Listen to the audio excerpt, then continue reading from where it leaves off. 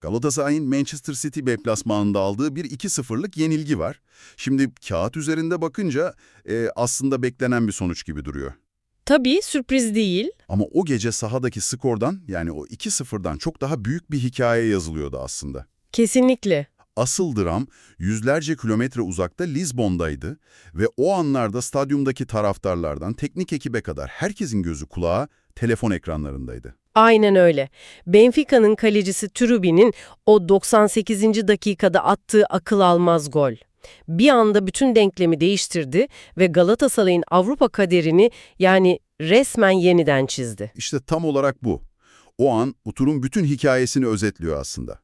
Bir anda sahada öğrendiğin acı dersler var. Diğer yandaysa saha dışında gelen mucizevi bir şans. Bu yüzden bugün sadece City maçının taktik analizini yapmakla kalmayacağız.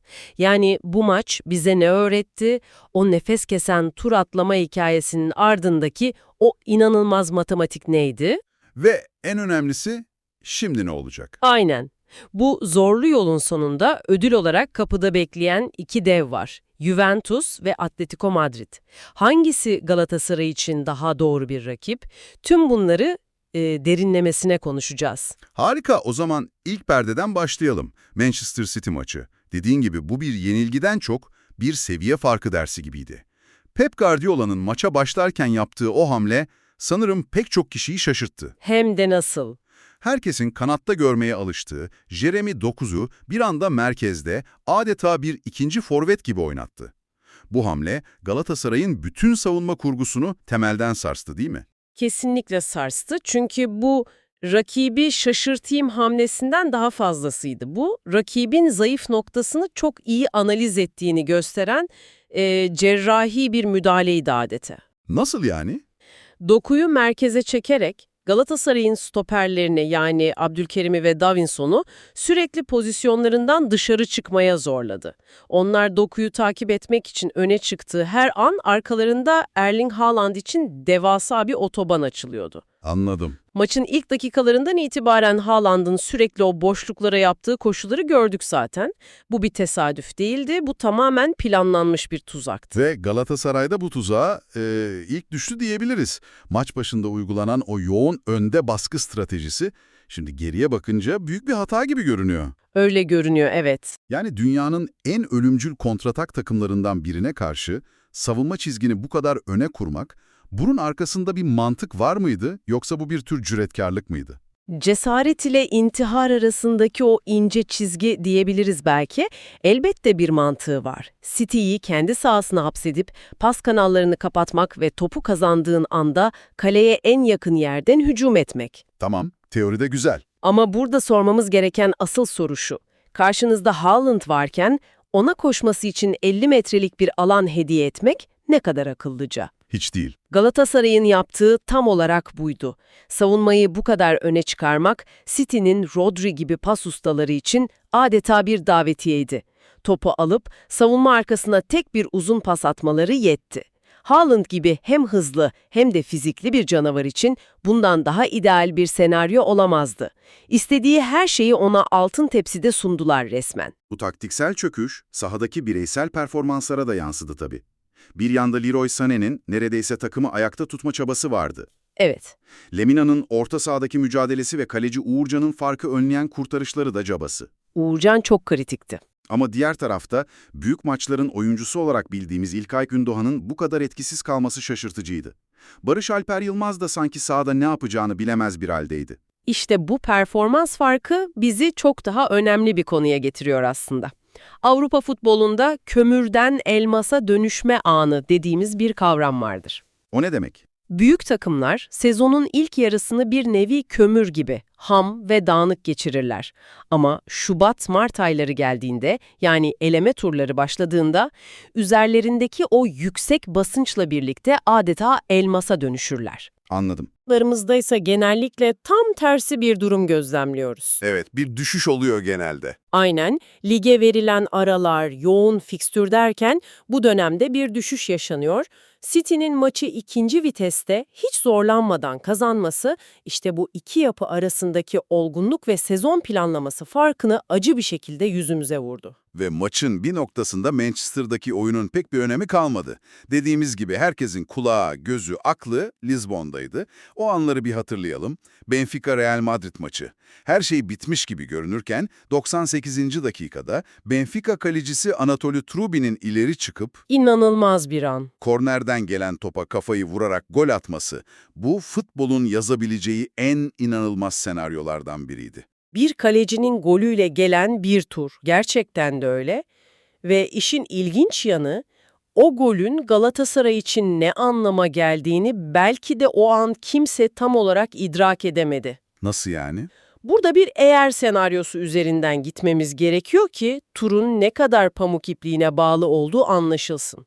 Hatırlayalım, Galatasaray bir hafta önce Madrid'de Atletico'ya son dakikalarda yediği golle 1-0 yenilmek yerine 0-0 berabere kalmıştı. Evet. O maçtan alınan ve o an belki de teselli gibi görünen o tek bir puan, Dur tahmin edeyim.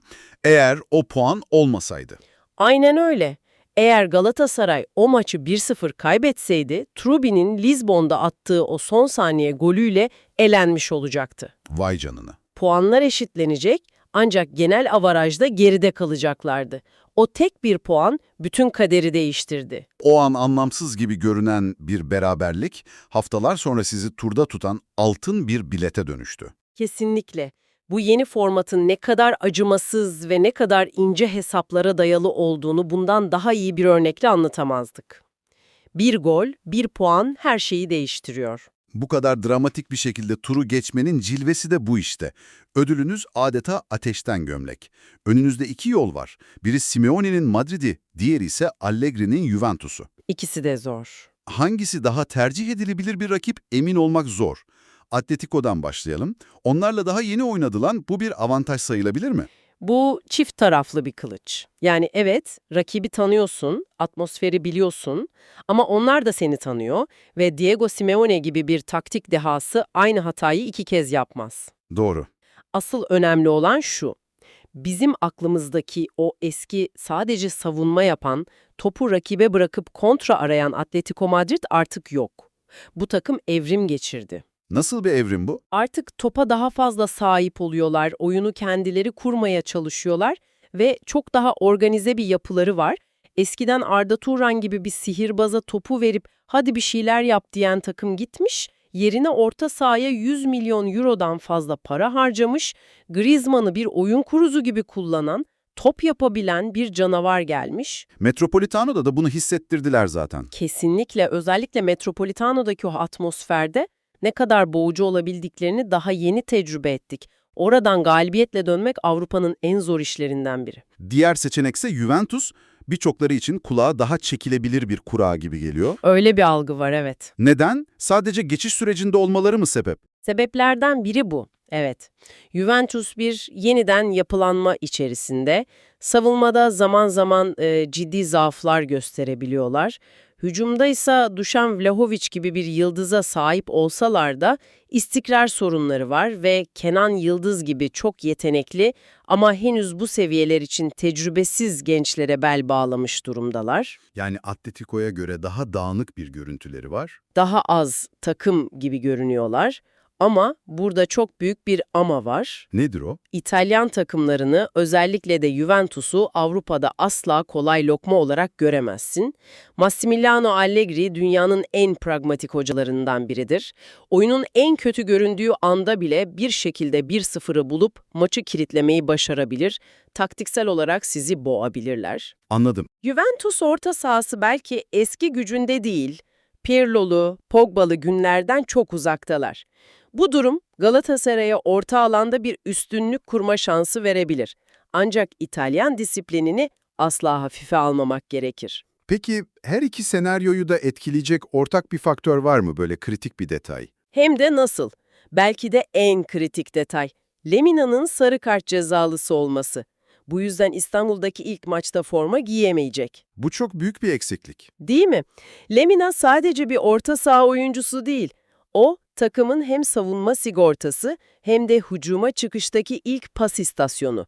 Onun yokluğu orta sahanın direncini tamamen düşürecektir. Hangi rakip gelirse gelsin, Galatasaray maça adeta 1-0 geride başlayacakmış gibi bir handikap bu. Yerini doldurmak neredeyse imkansız. Tüm bunları bir araya getirdiğimizde büyük resme bakalım. Galatasaray gruptan 10 puan toplayarak çıktı. İlk bakışta bu bir başarı. Evet, kağıt üzerinde öyle. Ama sonra dönüp bakıyorsun kendilerinden kat be kat düşük bir bütçeyle kurulan Karabağ'da aynı puanı toplamış.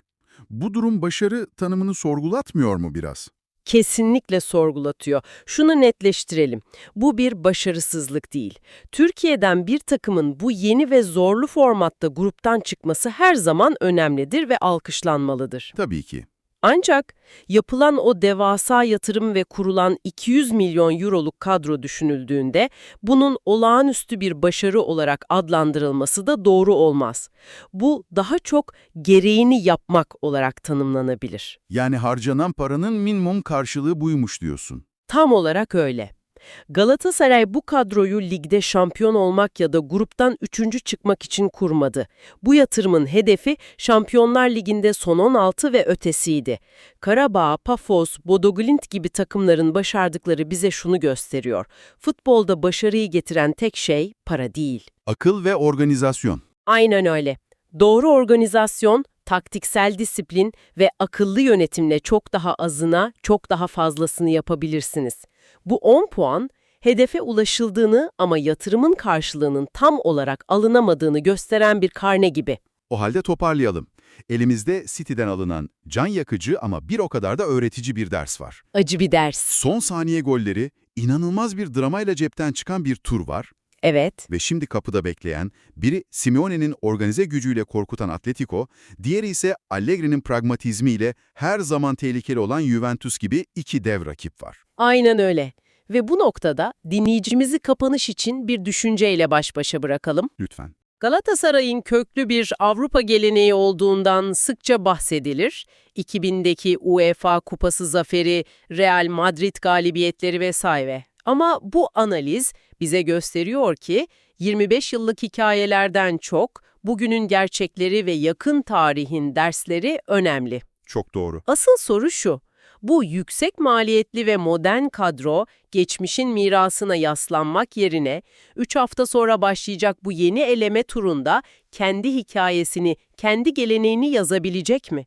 Yoksa tarihin tozlu sayfalarında pahalı ama beklentiyi tam karşılayamayan bir deneme olarak mı kalacaklar? Cevabı yakında göreceğiz.